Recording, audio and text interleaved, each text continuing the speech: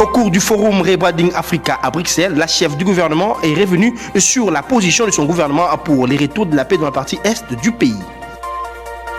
La vie reprend son cours normal en territoire d'Irumu en général et en chefferie d'Andissoma en particulier, le résultat de la paix imposée par l'administration militaire de l'Ituri.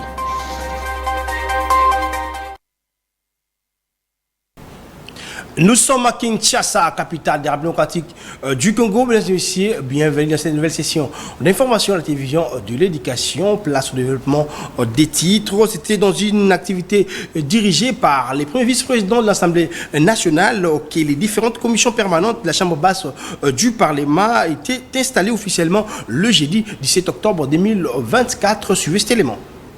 L'Assemblée nationale a vibré ce jeudi 17 octobre 2024 au rythme de l'installation officielle de ces différentes commissions mises en place.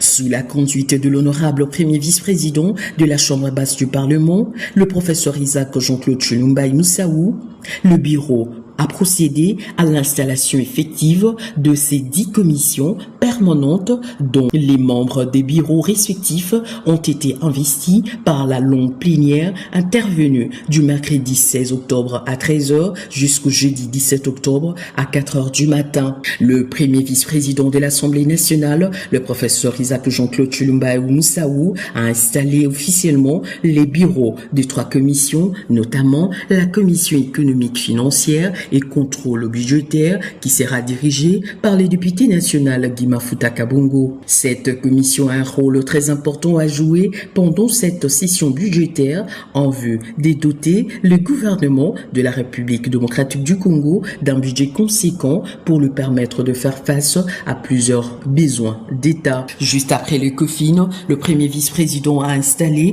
la commission PAJ qui a une grande responsabilité face aux impératifs politiques du pays. S'en est suivi toujours avec le premier vice-président l'installation de la commission de droits de l'homme que dirige l'opposition parlementaire. Le deuxième vice-président Christophe Mbosoko Diampouanga a quant à lui installé les commissions environnement et ressources naturelles et aménagement du territoire, infrastructure et antique. De son côté, le rapporteur de la Chambre basse du Parlement, le professeur Jacques-Juliet Sengekeli, a lui installé le bureau de la commission suivi et évaluation qui a pour objectif de faire le suivi des travaux parlementaires afin de s'assurer de leur mise en application. Et ensuite, l'installation de la commission des affaires étrangères pour clôturer enfin par l'installation de la commission défense et sécurité où lui-même l'honorable rapporteur de la Chambre basse du Parlement est membre. La rapporteure adjointe s'est chargée de l'installation des commissions sociales et culture ainsi que l'égalité de chance, famille et enfants. Il s'est ouvert le jeudi 17 octobre 2024 à Bruxelles, la 10e édition du Rebranding Africa Forum. La première ministre chef du gouvernement, Judith Suminwa, représente le président de la République, Félix-Antoine Tshisekedi Tshilombo, à cet événement qui se tient dans la capitale belge. Je vous laisse suivre l'allocution de la chef du gouvernement, Judith Suminwa, dans cet extrait choisi pour vous par Junior Wamba. Mon pays, la République démocratique du Congo, offre des opportunités d'investissement exceptionnelles que je vous invite cordialement à explorer. Comme l'a dit Thierry, c'est vrai qu'on peut nous cocher sur toutes les thématiques qui vont faire l'objet de ce forum. Et effectivement, avec ses vastes ressources naturelles, sa biodiversité riche et son potentiel humain remarquable, la République démocratique du Congo est en passe de devenir un acteur clé de la croissance économique en Afrique et nous y croyons fermement. Elle regorge de minerais stratégiques tels que le cuivre, le cobalt et le lithium, essentiels pour les technologies de demain. De plus, sa position géographique au cœur du continent en fait un carrefour logistique crucial pour le commerce intra-africain et international, grâce à ses rivières navigables et son accès à plusieurs corridors de transport. L'engagement du gouvernement congolais à stimuler des réformes économiques et à sécuriser l'environnement des affaires est particulièrement manifeste, avec des incitations fiscales attrayantes, un cadre législatif dynamique et une volonté de dialogue avec le secteur privé. Le paysage économique congolais se transforme pour devenir propice à l'investissement. Investir en République démocratique du Congo, C'est donc à la fois faire un choix économique judicieux et exprimer une confiance dans l'avenir prometteur de notre pays.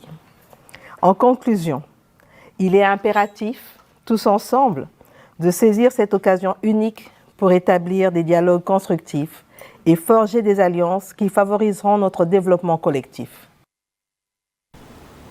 Toujours dans le même registre, au cours du forum Rebranding Africa à Bruxelles, la chef du gouvernement est revenue sur la position de son gouvernement pour le retour de la paix dans la partie est de la République démocratique du Congo. Je vous laisse suivre son allocution, encore une fois de plus, dans cet élément choisi pour vous par Julien Mwamba. Nous avons aujourd'hui une stratégie de dire nous montons en puissance notre armée pour défendre notre pays. Nous sommes aussi dans un processus diplomatique parce que nous voulons la paix. Et il y a des accords de Luanda aujourd'hui qui sont en cours. Enfin, pour la première fois, le Rwanda vient d'accepter de donner un plan de retrait pour plus de 4000 militaires rwandais sur le sol congolais. Donc, même si nous, on l'a dit, on nous dit que nous devons nous donner un plan pour le désengagement des miliciens FDLR, on l'a dit, bon, c'est quelque chose que nous avons fait depuis des années et que nous continuons à faire, mais enfin, aujourd'hui, on met le doigt sur la problématique. Il y a des soldats rwandais en RDC, ce n'est pas moi qui le dis, il y a des rapports certifiés par les Nations Unies, et donc, à partir du moment où c'est le voisin qui vient agresser, c'est à lui de se retirer de chez nous. Changeons les chapitres à présent. Le vice-ministre de la Justice chargé des contentieux internationaux, Maître Samuel Mbemba Atanda, a dans un briefing conduit ensemble avec son collègue de la communication immédiat expliqué en détail la réactivation par la Cour pénale internationale des enquêtes sur les crimes commis par le Rwanda en République démocratique du Congo, plus précisément à l'est du pays. Suivez cet élément. Si nous arrivons à faire établir que le Rwanda viole effectivement les traités de l'EAC, nous allons passer à une autre phase. Ça sera la phase, parce que la première phase, c'est la phase dite de constatation. Si nous constatons la violation de ces traités et donc des droits des populations civiles, nous passerons à l'étape de l'indemnisation des victimes. Parce qu'il va falloir que les victimes de crimes graves et flagrants commis par le Rwanda sur notre territoire soient sanctionnées. Et ici, nous sommes dans le cadre régional, nous sommes dans le cadre de l'EAC. Je vous ai dit que le président de la République, en concevant le front judiciaire, a mis en place plusieurs stratégies. Nous sommes aussi en train de travailler à travers la task force qu'il a mise en place. Nous sommes en train de travailler aussi pour la saisine de la CPI. Ce n'est pas de la Cour internationale de justice. Ce n'est pas un secret que comme la CPI ne s'intéresse qu'aux individus, maintenant les conflits entre États, c'est la Cour internationale de justice. Il va falloir qu'à un moment, que le Rwanda soit aussi condamné par la Cour internationale de justice, comme l'Ouganda l'a été.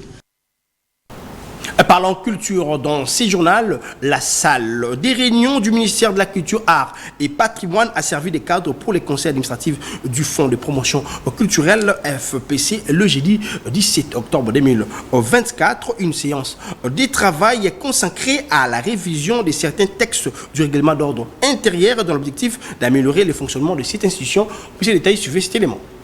Session extraordinaire du Conseil du Fonds de promotion culturelle.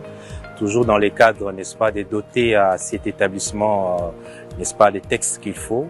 Nous étions là pour parler, n'est-ce pas, du règlement intérieur, cadre organique, et puis aussi en finir avec les prévisions budgétaires 2025. Voilà, jusque-là, nous sommes encore en train de travailler et nous avançons très vite parce qu'il faut, comme je l'ai dit tantôt, donner à l'établissement des textes fiables, des textes qui vont faire en sorte que l'établissement puisse booster son rendement. Parlons Provence, dans ces journaux en Ituri, la vie reprend son cours normal en territoire d'Irumu en général et en chefferie d'Andissoma en particulier. Le résultat de la sécurité ou de la paix est instauré par l'administration militaire qui dirige le lieutenant général Luboya Kashama Johnny. Pour plus de détails, suivez cet élément de Naomi Katako. Depuis l'instauration de l'état de siège dans cette province, la vie a repris à Nyakoundé Centre et ses environs. Dans cet hôpital, le plus connu grâce à ses exploits et ayant sauvé nombreuses vies humaines, le médecin directeur donne la situation générale. En tout cas, nous pouvons vous garantir que les activités au sein de l'hôpital de Nyakoundé évoluent très bien. Après ces hostilités que nous avons connues en 2021, vraiment nous recevons beaucoup de malades, surtout des malades hors zone. En dehors de cet hôpital, les femmes, enfants et vieux exercent tranquillement leur commerce. Selon eux, sans l'état de siège, cela ne serait pas possible. Nous sommes très contentes. Pourquoi? Parce que nous habitons bien, et nous dormons bien, nous mangeons aussi bien. Nous avons besoin de quelque chose à nous soutenir. Isaac Lebissabou, un élu de la zone retrouvé en territoire d'Irumu et de l'école de ceux qui pensent que minimiser les efforts du commandant des opérations et gouverneur militaire de l'Ituri, le lieutenant général Luboya Kashama Johnny, est simplement ridicule. Irumu, avant l'état de siège, les gens disaient qu'Irumu est disparu sur la carte de la République. Mais aujourd'hui, nous avons vu Irumu respirer l'air de la paix et l'air du développement. Nous remercions les gouverneurs de la province, le lieutenant général Luboya Kashama Johnny. Luc Malembe, un opérateur politique de l'Ituri, s'est réjoui de voir les femmes, hommes et enfants du territoire d'Irumu retrouver leur sourire et donner des témoignages vivants. Personne n'est d'accord que nous devons rester dans cette situation exceptionnelle. Mais écoutez, le contexte dans lequel nous sommes maintenant, l'état de siège semble pour l'Ituri le moindre mal. Il y a des gens qui disent qu'il faut lever immédiatement l'état de siège. Ok, supposons qu'on lève l'état de siège aujourd'hui. Qu'est-ce qu'on met? On jette la province dans le chaos? Depuis l'instauration de l'état de siège en Ituri, plusieurs défis ont été relevés sur les plans sécuritaires, socio-économiques et même sur les plans du développement. Voilà, revenons dans l'axe toujours de la sécurité où l'état des sièges en Ituri et au nord Kivu pour l'analyste politique Pascal Makoni. Cette mesure exceptionnelle a encore sa raison d'être pour l'instauration de l'autorité de l'État dans cette partie de la République démocratique du Congo. Il est au micro de la Joama Kessié et Djibril Bakamba. Vous savez qu'aujourd'hui, grâce à l'état des sièges, nous avons une sécurité, même si elle est encore apparente. En Ituri, les gens se sentent bien protégés, bien sécurisés. Que enlever l'état des sièges aujourd'hui, c'est ramener encore les choses dans le temps. C'est-à-dire quoi? On ramène les choses dans ce qu'on a vécu il y a 18 ans ou il y a 20 ans. Où tout le monde fait la loi et tout le monde est prince. Non. Que nos chers députés, s'ils vont nous suivre, que la question de la levée de l'état des sièges ne vienne pas de vous. Elle doit venir du peuple. Le peuple qui habite l'Ituri, pas le représentant du peuple. Je sais que vous avez été élu par ce peuple, mais le peuple eux-mêmes. C'est à eux de s'exprimer pour dire nous en avons marre de l'état des sièges ou nous aimons cet état des sièges. Parce que si on allait poser la question aux Ituriens et aux Gomatraciens, ils vous diront que l'état des sièges puisse encore continuer parce qu'ils sont sécurisés. Et les choses qui se passent, il y a même le développement. Vous allez voir que le gouverneur militaire qui est en Ituri, Luboya, il est en train de faire un travail et quand vous voyez les images, Ituri est en train de prendre forme. Donc aujourd'hui, dire qu'il faut lever l'état des sièges, c'est se précipiter. Moi je pense bien qu'il faut encore aller de prorogation à prolongation pour que l'on arrive à avoir la paix totale à l'est de la République. Et c'est possible. Parce que grâce à l'état des sièges, à la volonté qui est avec les chefs de l'État, vu aussi l'armée qui est en train d'être reconstituée, je pense bien cette question de l'Est deviendra une question du passé. Quittez les groupes armés. Le matin, vous êtes ici, la nuit, vous êtes avec eux. C'est pour dire, ceux qui réclament la levée de l'état des sièges, nous devons nous poser la question, c'est pour quel but? Parlant société dans ces journaux, le usager de la direction Kabila dans la commune des Makala salue de demain l'évolution des travaux de construction de cette voie si importante pour l'air trafic. Pour plus de détails, suivez cet élément de Djibril Bakamba.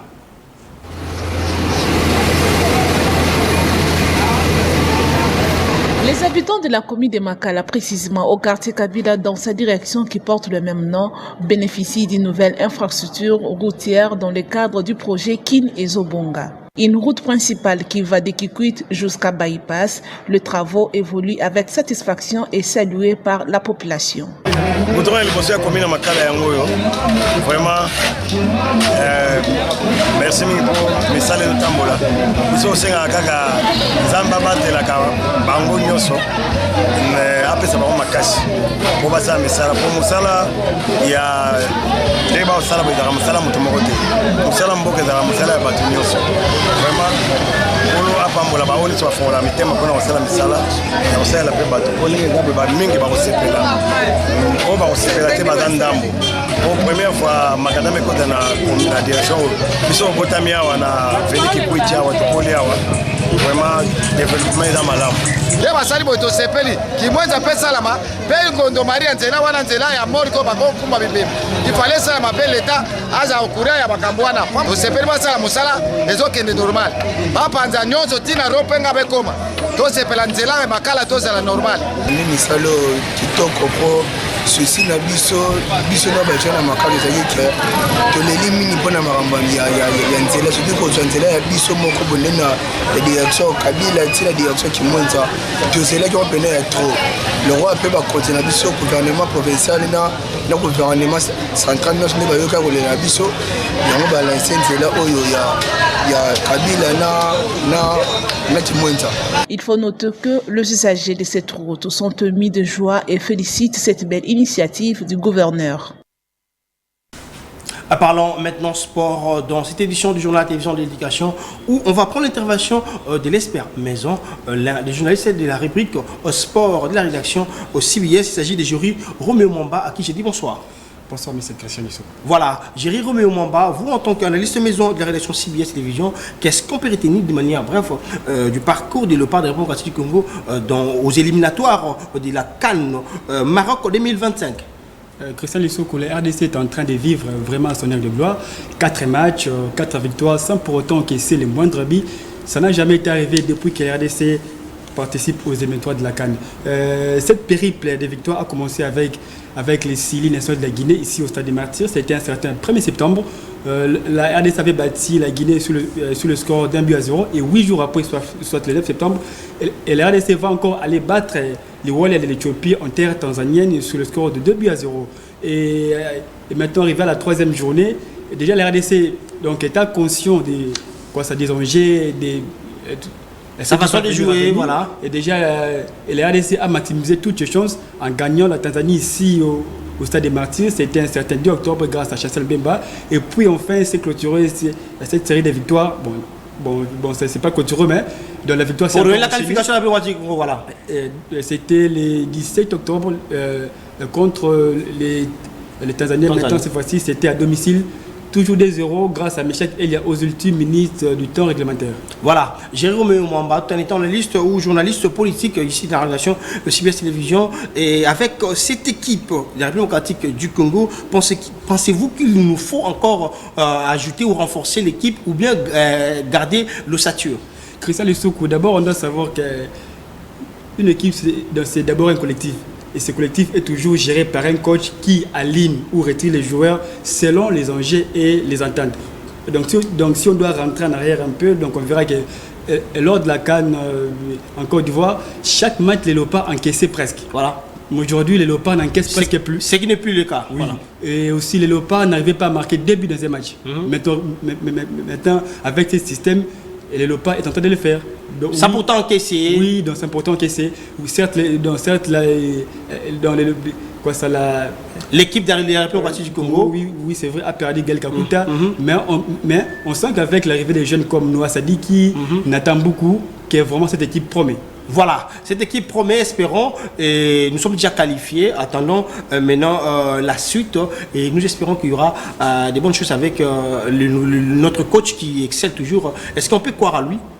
Oui, parce qu'on peut tout dire, mais on juge un coach par ses résultats. Voilà. Et surtout que ses résultats, il nous les donne comme on le veut. Voilà, toujours en sport. Nous prenons maintenant déjà, c'est ce samedi, le début à Kinshasa ici de la 21e édition du championnat d'Afrique de boxe amateur. Pour plus de détails, suivez cet élément de Jerry Roméo Mamba.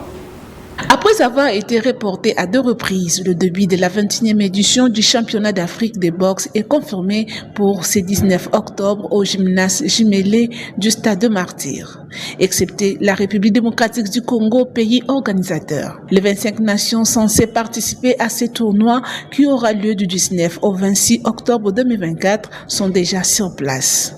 En effet, le programme de cette compétition se présente de la manière suivante. Le 18 octobre, tirage au sort à Soutani River Hotel. Le 19 octobre à 18h, la cérémonie d'ouverture et à 19h, le début de combat. Ici de rappeler que l'entrée est gratuite pour tous les combats. Faire complètement cette session d'information pour vous qui venez à peine de nous suivre. Nous vous laissons suivre aussi le rappel de titre programme, l'image des actualités de l'édition d'aujourd'hui. Vous avez suivi l'intervention de la chef du gouvernement congolais, Judith Suminwa, au forum Rebranding Africa à Bruxelles. Et aussi en Ituri, où la vie reprend son cours normal en territoire du Roumo en général, en particulier à la chefferie d'Andisoma.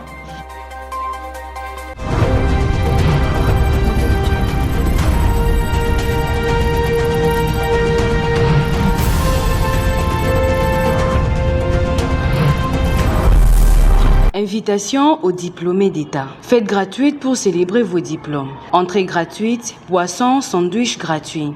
Au programme, artiste musicien Yellow Easy, DJ Kev Remontada, date samedi 19 octobre 2024 à partir de 14h30.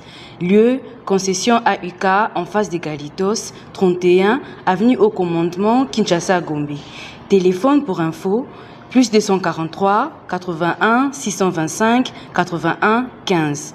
Une journée détente dansante pour diplômés d'État.